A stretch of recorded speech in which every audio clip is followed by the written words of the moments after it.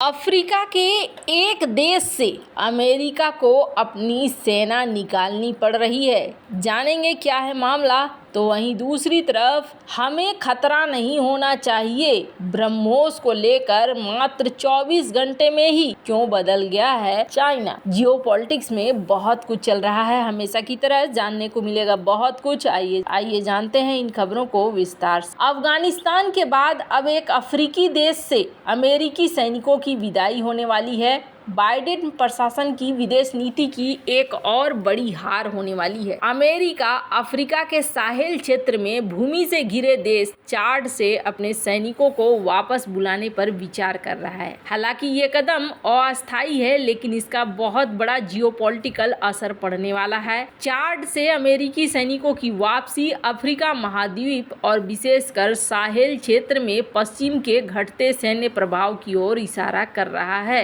पिछले 2-3 सालों में एक के बाद एक अफ्रीकी देशों से अमेरिकी और फ्रांसीसी सैनिकों की वापसी हो रही है। आखिर अफ्रीकी देशों से पश्चिमी देशों की सेनाओं की वापसी के क्या मायने हैं, तो आपको बता दें, इस महीने की शुरुआत में चाड के वायुसेना प्रमुख ने एन जामेना के पास एक एयरबेस पर देश में अमेरिकी सैनिकों के अभियान रोकने की मांग की। गुरुवार को अमेरिकी अधिकारियों ने कहा कि वे अपने सैनिकों को अस्थायी रूप से देश से बाहर ले जाने की योजना बना रहे हैं। इस घटनाक्रम से चाड के साथ अमेरिका के संबंधों में नरमी आ गई है, जो पश्चिम अफ्रीका में इस्लामी विद्रोह के खिलाफ लड़ाई में अमेरिका का एक महत्वपूर्ण भागीदार रहा है। चाड का कदम इस क्षेत्र के पश्चिम के घटते सैन्य प्रभाव का एक और संकेत है। खासकर पश्चिमी अफ्रीकी देशों में इस्लामिक चरमपंथी हावी होते जा रहे हैं और ऐसे में फ्रांसीसी और अमेरिकी सैनिकों की वापसी स्थिति को नाजुक बना सकती है। नाइजर में पिछले साल सैन्य शासन की स्थापना हुई थी और सेना ने चुनी हुई सरकार को बर्खास्त कर दिया था, जिससे नाइजर के नए सैन्य शासन ने अमेरिका के साथ सैन्य सहयोग को खत्म कर दिया। इसका मतलब है कि अमेरिका को ऐसे देश से बाहर निकाला जा रहा है जहां उसका सबसे महत्वपूर्ण अफ्रीकी ठिकाना है। अगले कुछ महीनों में करीब 1000 अमेरिकी सैनिकों को नाइजर से वापस जाना होगा। नाइजर पहले ही फ्रांसीसी सैनिकों को बाहर निकाल चुका है। पेरिस ने दिसंबर 2023 में पश्चिम अफ्रीकी देश में अपने सैन्य अभियान को खत्म कर दिया था। ये इस्लामी विद्रोहियों का मुकाबला करने के उद्देश्य से एक दशक से चली आ रही फ्रांसीसी सैनिकों की उपस्थिति का अचानक अंत था। नाइजर से सैनिकों की वापसी, खासकर फ्रांसीसी सैनिकों की वापसी, एक व्यापक पैटर्न का हिस्सा है। बुर्किना फासो, माली सहित क्षेत्र में सैन्य जुंटा ने 2020-2022 के बीच लगातार अलग अलग देशों में तख्तापलट किए हैं और जिन देशों में सैन्य शासन की स्थापना हुई है, उन देशों ने एक के बाद एक पश्चिमी देशों से अपने रिश्ते को खत्म कर लिया है। अफ्रीकी देशों से पश्चिमी सैनिकों की वापसी के पीछे यूरोपीय संघ की भूमिका भी संदिग्ध है। अफ्रीकी जनता में उन कई देशों के प्रति गहरा अविश्वास है जो इस गुट का हिस्सा है। अक्सर इसका कारण उपनिवेशवाद के रूप में इन देशों की भूमिका रही है। इन देशों के कई नागरिक की सामूहिक चेतना में औपनिवेशिक युग की खराब स्मृति अभी भी ताजा है। इसका दूसरा पहलू क्षेत्र में शांति बनाए रखने में यूरोपीय संघ की नाकामी है। आतंकवादी गतिविधियों को रोक लगाना इस क्षेत्र में यूरोपीय सैनिकों की उपस्थिति के पीछे प्राथमिक कारण बताया गया है, जो बड़े पैमाने पर बनी हुई है। आतंकवाद को रोकने में यूरोप नाकाम रहा है। इस ब्लॉक ने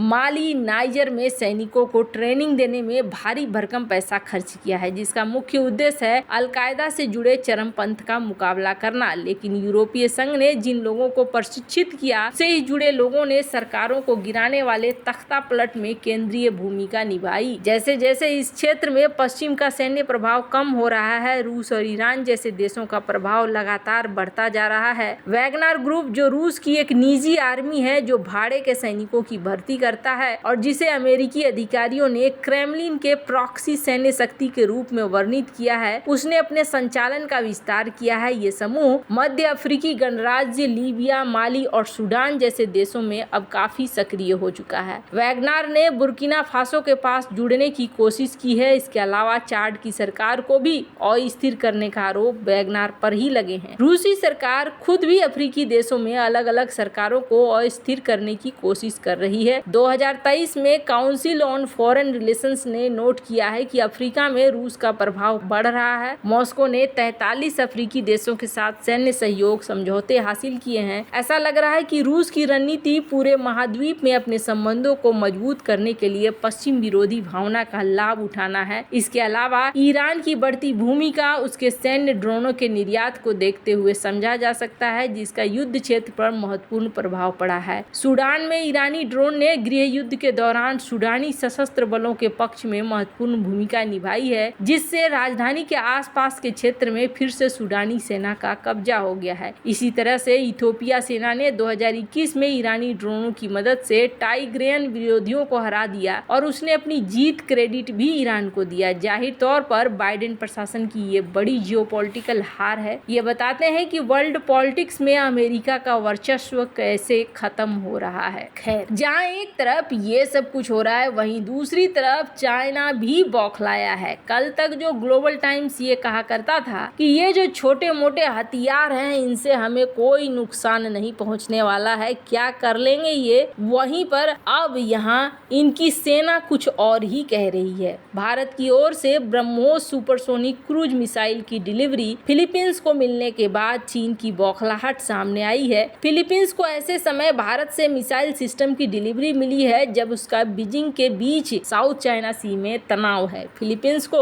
मिसाइल की पहली खेप पहुंचने के एक हफ्ते बाद चीनी सेना की ओर से इस पर बयान दिया गया। गुरुवार को भारत द्वारा फिलीपींस को ब्रह्मोस सुपरसोनिक क्रूज मिसाइलों की डिलीवरी पर हुए सवाल पर प्रतिक्रिया देते हुए चीनी सेना के प्रवक्ता ने कहा कि दोनों देशों के बीच सुरक्षा सहयोग में इस बात का ख्याल रखा जाना चाहिए कि किसी तीसरे पक्ष के हितों को नुकसान नहीं पहुंचे। चीनी रक्षा मंत्रालय के प्रवक्ता सीनियर कंपनी वू कियान ने कहा कि चीन हमेशा से मानता है कि दो देशों के बीच रक्षा और सुरक्षा सहयोग से किसी तीसरे पक्ष के हितों को नुकसान नहीं पहुंचना चाहिए और क्षेत्रीय शांति और स्थिरता को खतरा नहीं होना चाहिए। वू ने दक्षिण चीन सागर में चीन और फिलीपींस के बीच बढ़ती शत्रुता के इस महीने में फिलीपींस में मध्यम दूरी की बैलिस्टिक मिसाइलें तैनात करने के लिए अमेरिका की भी तीखी आलोचना की। इन्होंने कहा कि एशिया प्रशांत में अमेरिका की ओर से बैलिस्टिक मिसाइलों की तैनाती का हम कड़ा विरोध करते हैं। अमेरिका का ये कदम क्षेत्रीय देशों की सुरक्षा को गंभीर रूप से खतरे में डालते हुए क्षेत्रीय शांति को खतरा पैदा करता है। दक्षिण चीन सागर में दूसरे थॉमस शोल और स्कारबोरो शोल को लेकर चीन और फिलीपींस के बीच में तनाव है। फिलीपींस ने चीन की आक्रामकता का मुकाबला करने के लिए धीरे धीरे अपने रक्षा क्षमताओं को बढ़ाना शुरू कर दिया है।